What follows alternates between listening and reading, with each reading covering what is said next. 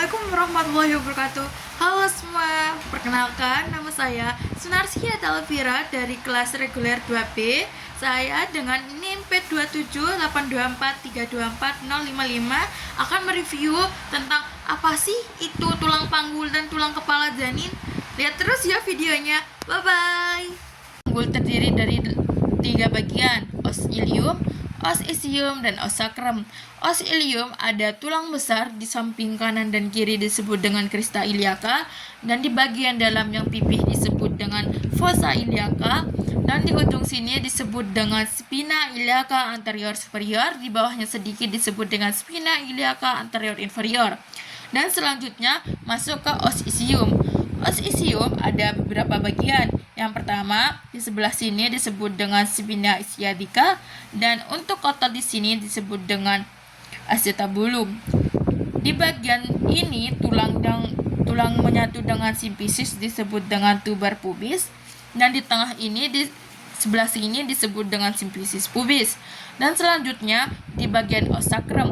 Os sacrum ada beberapa bagian. Yang pertama di sebelah sini, sebelah otot disebut dengan sacral iliaca, dan di bagian tulang ini adalah sacral promontory, dan dilanjutkan ke bagian sacrogius, dan ada beberapa lubang yang ada 8. Sekian review dari saya. Mohon maaf jika banyak salah dan kekurangan. Terima kasih. Wassalamualaikum warahmatullahi wabarakatuh. Janin ada 2 bagian, ubun-ubun besar, ubun-ubun kecil.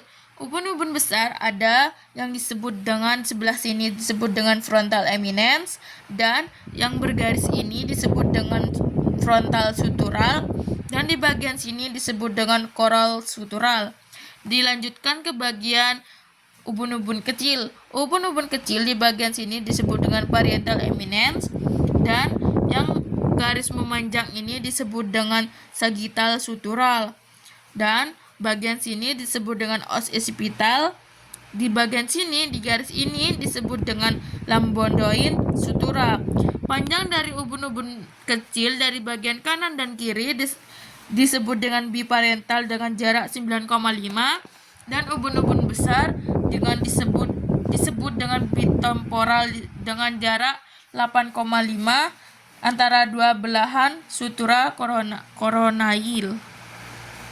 Sekian, terima kasih. Mohon maaf atas kekurangan dan kesalahan saya untuk menyebut. Sekian, assalamualaikum warahmatullahi wabarakatuh.